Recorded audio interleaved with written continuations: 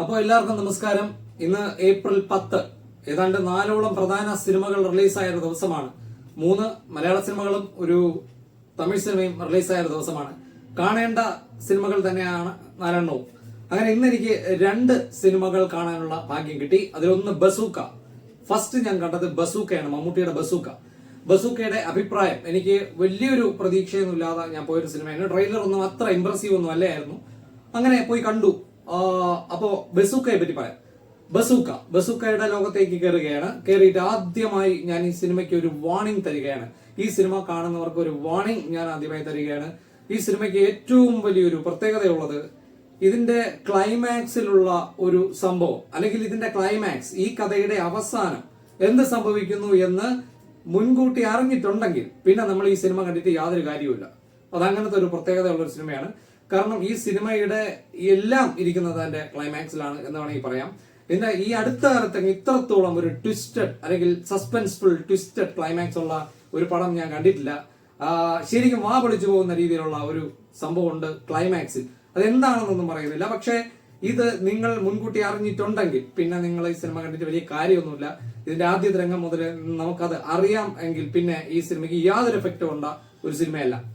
അപ്പോ ഇനി മൊത്തത്തിൽ സിനിമ എങ്ങനെയായിരുന്നു എനിക്ക് ഫീൽ ചെയ്തത്? എനിക്ക് സിനിമ കണ്ട് തുടക്കം ഗംഭീരമായിരുന്നു. ഭയങ്കരമായിട്ടുള്ള ഒരു സ്റ്റാർട്ടിംഗ് ആണ്. ഹൈ സ്റ്റാൻഡേർഡ് ആയിരുന്നു. ഭയങ്കര പക്ക ലെവൽ സാധനമായിരുന്നു. ഫസ്റ്റ് സീനായാലും പിന്നെ തുടർന്ന് വരുന്ന സീനുകളായാലും മമ്മൂട്ടിയുടെ ഇൻട്രോ ആയാലും സംഭവം എല്ലാം ഒരു ഭയങ്കര ഒരു ഇതായിരുന്നു. നമുക്ക് ട്രെയിലർ കണ്ട് ഒരിക്കലും ഈ സിനിമ എന്താണ് എന്ന് ഒരു തരത്തിലും നമുക്ക് യാതൊരു പിടിയും കിട്ടത്തില്ല. കഥ മുഴുവൻ നടക്കുന്നത് ഒരു ബസ്സിനകത്താണ്. പക്ഷെ ട്രെയിലർ കണ്ടാൽ ഒരിക്കലും നമുക്ക് അങ്ങനെ തോന്നത്തില്ല. ഈ സിനിമയ്ക്ക് ഒരുപാട് പ്രത്യേകതകളുണ്ട്. അപ്പോ ബസൂക്ക തുടങ്ങി ഭയങ്കര ഇൻട്രസ്റ്റിംഗ് ആയിട്ട് സ്റ്റാൻഡേർഡ് ലെവലിലാണ് പടം പോയത്. അങ്ങനെ സ്റ്റാർട്ട് ചെയ്ത് മുന്നേറി മമ്മൂട്ടി വന്നു. പിന്നെ കുറച്ച് സംഭവങ്ങൾ, പിന്നെ പടം നല്ല ഹൈ സ്റ്റാൻഡേർഡ് ഹൈ ക്വാളിറ്റി സാധനമായിട്ടാണ് പോയത്. ഏതാണ്ട് ഇന്റർവെല്ലിൽ ഒരു സംഭവം കാണിക്കും. ഒരു ആക്ഷൻ സെറ്റപ്പ് ഉണ്ട്. അത് കുറച്ച് ഓവർ അല്ലേ എന്ന് തോന്നി. അവിടെ മുതൽ എനിക്ക് ഒരുമാതിരി ക്രിഞ്ച് അടിച്ചു തുടങ്ങി. എന്നാണ് കണ്ടുമടുത്ത പതിവ് സാധനം, ഈ മാസൊക്കെ ഓവർ ആകുമ്പോൾ ഒരു പരിപാടി ഉണ്ടല്ലോ, അതിലോട്ട് അങ്ങ് കയറി. പിന്നെ അത് കഴിഞ്ഞിട്ട് വീണ്ടും സെക്കൻഡ് ഹാഫ് സ്റ്റാർട്ട് ചെയ്ത് വന്നപ്പോ പടം നല്ല രീതിയിൽ അങ്ങ് താഴേക്ക് പോയി. ഒരു ബിലോ ആവറേജ് ലെവല് കണ്ട് മടുത്ത ഒരു വൃത്തികെട്ട ഒരു ലോക്കൽ ലെവൽ ഇൻവെസ്റ്റിഗേഷനും പോലീസിന്റെ കുറെ ഷോ ഓഫും ഇതെല്ലാം കണ്ട് ശരിക്കും അങ്ങ് മടുത്തു.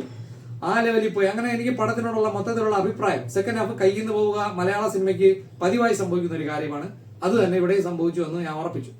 അങ്ങനെ പോയാണ് ശരിക്കും പറഞ്ഞാൽ ആ തിയേറ്ററിൽ ഇരിക്കുന്ന ചിലരൊക്കെ ഇങ്ങനെ തലയിൽ കൈവച്ച് ഓന്ന് വിളിക്കുന്നത് കേട്ടു. ആ റേഞ്ച് സാധനമായിരുന്നു പടത്തിന്റെ ക്ലൈമാക്സ്. ഇപ്പോൾ ഞാൻ പറയുകയാണ്, ബസൂക്ക എന്ന് പറഞ്ഞാൽ അതിന്റെ ക്ലൈമാക്സ് മാത്രമാണ്. ആ ക്ലൈമാക്സ് കണ്ട് വാ പൊളിച്ചു പോകും എന്നുള്ളത് കൺഫേം ആയിട്ടുള്ള ഒരു സാധനമാണ്. നല്ല ഒരു ആംബിയൻസ് ഉള്ള നല്ല ഫാൻസ് ഒക്കെ ഇരിക്കുന്ന ഒരു തിയേറ്ററിൽ കയറിയാണ് പടം കാണുന്നതെങ്കിൽ ശരിക്കും തിയേറ്റർ മുഴുവൻ ഇളകി മറിയുന്ന രീതിയിലുള്ള ഒരു മാരക സാധനമാണ് എൻഡിങ്. അങ്ങനെ എൻഡിങ് കണ്ടിറങ്ങിയ എനിക്കെന്നല്ല എല്ലാവർക്കും അതുവരെ കണ്ടതെല്ലാം മറന്നു. അപ്പോ ഇതിന്റെ എൻഡിങ്ങിന്റെ ഏറ്റവും വലിയ പ്രത്യേകത, ഞാൻ ഈ പറഞ്ഞല്ലോ, സെക്കൻഡ് ഹാഫിൽ ഉണ്ടായിരുന്ന കുറെ മണ്ടത്തരങ്ങൾ, ഈ ആക്ഷനിൽ കണ്ട കുറെ സംഭവങ്ങൾ, ഇതിന്റെ എല്ലാം കുറവുകൾ പരിഹരിക്കുന്ന ഒരു സംഭവം ക്ലൈമാക്സ് ഉണ്ടായിരുന്നു. അതവിടെ ഇരിക്കട്ടെ, ഇതാണ് സംഭവം. അപ്പൊ കഥ ഗംഭീരമായ ഒരു കഥയാണ്, അതിഗംഭീരമായ ഒരു കഥയായിരുന്നു. പക്ഷെ തിരക്കഥ എനിക്ക് അത്രയ്ക്ക് ഭയങ്കരമായിട്ട് തോന്നിയില്ല. ഇതിനേക്കാളും നന്നാക്കി തിരക്കഥ എടുക്കാമായിരുന്നു എന്ന് എനിക്ക് തോന്നി. ഡയറക്ഷൻ ഉഗ്രൻ, ഡീനോ ഡെന്നീസിന്റെ ഡയറക്ഷനാണ്. ഉഗ്രൻ എഴുതിയത് അദ്ദേഹം തന്നെയാണ്. ഭയങ്കര ഹൈ ലെവൽ ഡയറക്ഷനാണ്. ഒരു തമിഴ് സ്റ്റൈൽ അല്ലെങ്കിൽ ഒരു ഹിന്ദി സ്റ്റൈൽ ഡയറക്ഷനാണ്. ഒരിക്കലും ഒരു മലയാള സിനിമ പാറ്റേൺ അല്ല സിനിമ ഫോളോ ചെയ്യുന്നത്. പിന്നെ പെർഫോമൻസ് വൈസ് മമ്മൂട്ടി തന്നെയാണ് ഏറ്റവും വലിയ. മമ്മൂട്ടി ഞെട്ടിച്ചോ എന്ന് ചോദിച്ചാൽ മമ്മൂട്ടി ഞെട്ടിച്ചു. അത് എങ്ങനെയാണ്, ഏത് തരത്തിലാണെന്ന് പറയുന്നില്ല. പടത്തിൽ സൈലന്റ് ആണ് ക്യാരക്ടർ, പക്ഷെ മമ്മൂട്ടിക്ക് അതിന്റെ ഇടയ്ക്ക് മമ്മൂട്ടിക്ക് ഞെട്ടിക്കാനുള്ള ഒരു സംഭവം ഉണ്ട്.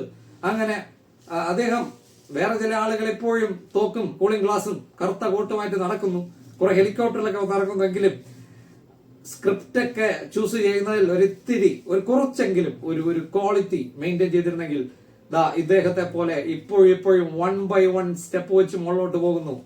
ഒരു ഭയങ്കര ക്ലാപ്പ് കൊടുക്കാം. ഈ പ്രായത്തിലും കാണാനും അങ്ങനെ, പെർഫോമൻസും അങ്ങനെ, സ്ക്രിപ്റ്റ് സെലക്ഷൻ അങ്ങനെ, എല്ലാ തരത്തിലും വാവ്, ഒരു രക്ഷയില്ല. അത് വേറെ ലെവൽ. പിന്നെ എല്ലാവരും ഭയങ്കര ഇതാണ്. പിന്നെ കഥയിൽ പ്രധാന ഒരു നടി എന്ന് പറയുന്ന ഒരു നായിക എന്നും സിനിമയിലില്ല. കഥയ്ക്ക് നല്ല ഇമ്പോർട്ടൻസ് ഉണ്ട്. പിന്നെ ടെക്നിക്കലി പറഞ്ഞാൽ അനാമാർഫിക് വൈറ്റ് സ്ക്രീൻ ഫോർമാറ്റിലാണ് പടം എടുത്തിരിക്കുന്നത്. കുഴപ്പമില്ല, ക്യാമറയൊക്കെ അടിപൊളിയാണ്. പിന്നെ ബി ജി എം ഒരു പ്രത്യേക BGM ആണ്. ഈ വെസ്റ്റേൺ സ്റ്റൈൽ അങ്ങനത്തെ ഒരു സെറ്റപ്പ് BGM ആണ്, അല്ലാതെ കടവുളെ പോലെ ആ സെറ്റപ്പ് അല്ല. അപ്പോ നല്ല സ്റ്റൈലിഷ് ആയിട്ടുള്ള BGM ആണ്. പിന്നെ ചില മൊത്തത്തിൽ BGMന്റെ ഒരു അതിപ്രസരം ഫീൽ ചെയ്തു. കുഴപ്പമില്ല, പലർക്കും ഇഷ്ടപ്പെട്ടു. പിന്നെ എല്ലാ തരത്തിലും ടെക്നിക്കലി ഓക്കെ. പക്ഷെ എനിക്ക് ഒന്നും തലയിൽ നിൽക്കുന്നില്ല. എനിക്ക് അതിന്റെ ക്ലൈമാക്സ്, ആ ഫൈനൽ ഇംപ്രഷൻ, ആ ഒരൊറ്റ കാര്യം ഇപ്പോഴും പറയുകയാണ്, നിങ്ങൾ ഇന്ന് ഇതിന്റെ സസ്പെൻസ് അറിഞ്ഞിട്ടുണ്ടെങ്കിൽ പിന്നെ നിങ്ങളുടെ തിയേറ്ററിലേക്ക് പോകണ്ട. ബസൂക്ക കുളമാകും, അതാണ് സത്യം. അത് വല്ലാത്തൊരു സംഭവമായിരുന്നു. അപ്പോ എനിക്ക് ഫൈനലി ഭയങ്കര ഇംപ്രസ്ഡ് ആയി. നല്ല ക്വാളിറ്റി ഒരു സാധനമാണ്. വിവരമുള്ളവൻ ഈ നാട്ടിലുണ്ടെങ്കിൽ പടം ഹിറ്റായിരിക്കും, ഇല്ലെങ്കിൽ നോക്കണ്ട. ശരി, അപ്പോ ഇതാണ് ബസൂക്ക. പക്ഷെ ഒരു മസ്റ്റ് വാച്ച് ആണ്. ആസ് സൂൺ ആസ് പോസിബിൾ, കഴിയുന്നതും വേഗം ഈ സിനിമ തിയേറ്ററിൽ പോയി കാണാൻ ശ്രമിക്കുക. ഓക്കെ.